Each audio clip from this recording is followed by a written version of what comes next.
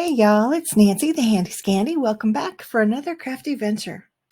We are going to be making a Deathmoth kind of Halloween inspired wall decor piece. In fact, we're going to make two. Now I'm showing you pretty much all the products on screen that I'll be using. There will be a few others that I add and a few that I may subtract, but I will have everything linked and listed downstairs in the description box as usual. But you can see that I took the Deathmoth stamp from the Exquisite stamp set and I stamped it out several times. I have heat embossed it, and this is just on Nino 110. It's not on watercolor paper because I wasn't sure when I stamped them out exactly what I was going to do. I wish I had used watercolor card, but I didn't, and so we just make the best of it. We just roll with it. So I have 5 different sets of Lindy's Magicals, and I have poked little holes in the little foamy thing on the top, the seal, and I just use them as sprinkles. I don't do that until after this part. I use way too much of the Magicals on this part of it because I was just trying to spoon it out, because these particular Magicals are not in sprinkle containers. But anyway, I remedy that as we move forward, and made the best of that I could. I will be coming back and revisiting that and trying to tweak it a little bit.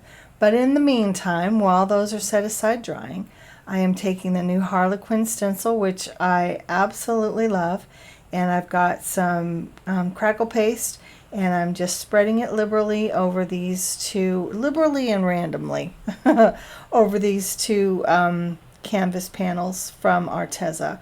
One is 6x6, this one is 6x6, the other is 5x7, and I'm just laying down the texture paste so that it gives us some texture, and we'll go back to that after it's all dry. But in the meantime, these are fully dry, and I fussy cut out all 6 of them.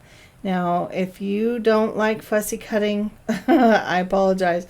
To be honest, I don't know if there are dies with this set. I feel like there are coordinating dies. I don't have them. If there are, I'll link and list them, okay? If they're not, and you want to, case this or do something similar, unfortunately, you'll have to fussy cut. If the dies are not available and if you don't have them. But if you have a scan and cut or anything like that, obviously that's an option as well. For me, fussy cutting is something that I enjoy. It's kind of therapeutic to me. I don't know why, but anyway, there I was trying to lift up some of that color, and I was just spraying it, reactivating that color, and it didn't take a lot to reactivate it because there's so much of it. And yeah, I just kind of dabbed it up and set it aside to dry again. And here is where I am using my pokey tool and just making sprinkle tops. I did have to go back a couple times on some of them and make the little holes a little bit bigger. Now on this panel, I wanted it to be black and gray.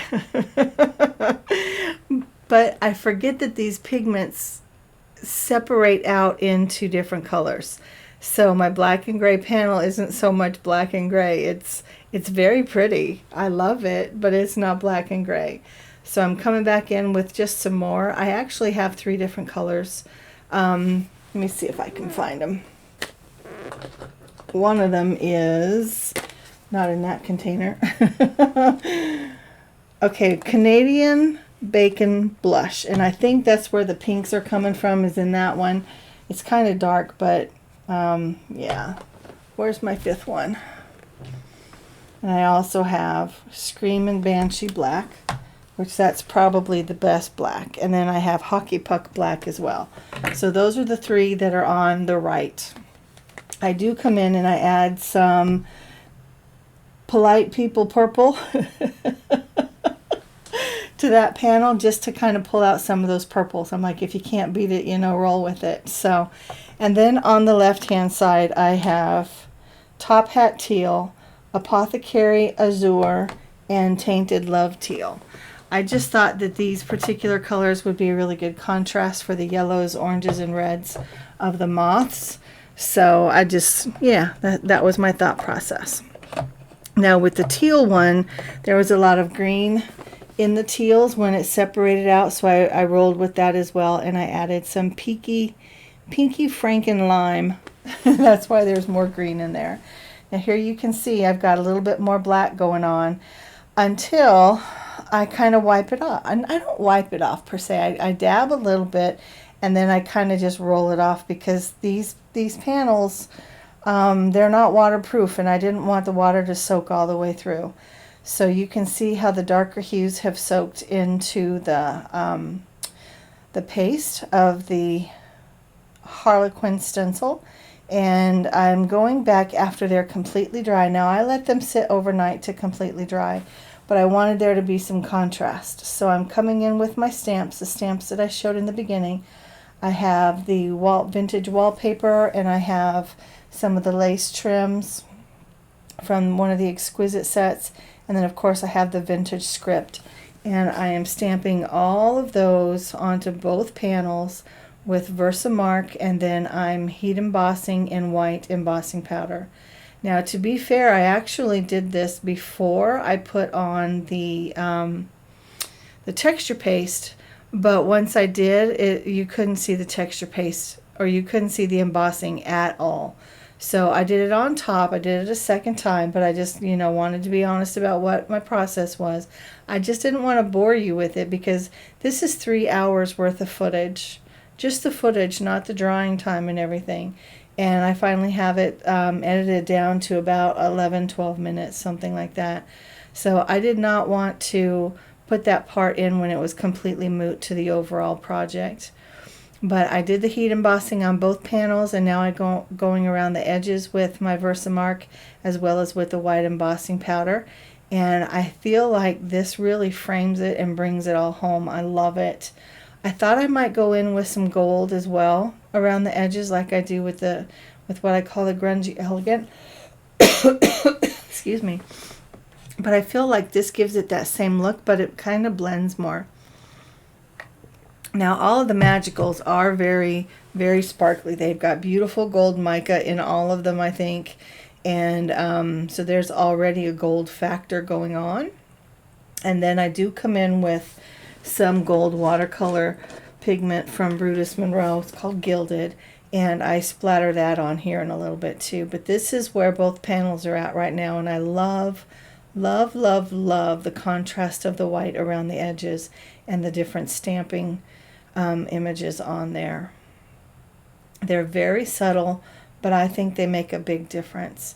And so still trying to lighten up these moths, I come in with my Posca pen and just splatter, splatter, splatter. And then I thought, well, if I went around the edges of the panels with white, let me go around each of the moths with white as well. And that does perk them up a little bit. It helps them to stand out a little bit. In the end, you don't see it. To be fair, you don't. Like I'm looking at the panels right now and you just don't see it. But I also wanted there to be some more black on the panels, especially the left one. And so I just came in again with the black Posca pen, and then I thought, Posca is pretty powerful medium, if you will. So I just took my paintbrush and dipped it in some of the Posca paint and dabbed it on, and then I sprayed it. And you can see I don't have a whole lot of pigment on my brush, and it is just blooming on that panel. Now I do move it around and I dab some off a little bit, and then of course in that process I lost some of that white contrast that I was loving so much. So I have my brayer and I have some, I'm using actually the white Posca pen and just kind of dabbing it out on my glass board and just picking it up with my brayer and rolling it on and just hitting some of those higher surfaces. Now I have to say my phone that I record with died and I did not know it. So here is where I'm adding the splatter of the pigment, and I'm also adding some more of the white splatter with the Posca pen. But after this I lost the footage, which is not that big of a deal because from this part all I did was mounted the Deathmoths. I just put them up on some double-sided foam tape, and then I added a sentiment These are actually from Ideology. I couldn't find what I wanted, and since these are going to be, you know, displayed in my craft room, I thought I'm going to put on them what I want to put on them, and I thought these were perfect. It says, with brave wings she flies, and of course this one says, use your wings and follow your heart. I think those sentiments are great. I love them. I love the grungy aspect of these. They're not full-on Halloween, but they have kind of that, I guess, dark academia vibe again, if you will. But y'all, this is what I have for us this week. Let me know what you think. This was a long and drawn out process for me, but I so enjoyed it, and I hope that you did as well. If you have questions, comments, all that kind of thing, drop it downstairs. You know I love to communicate with you down there.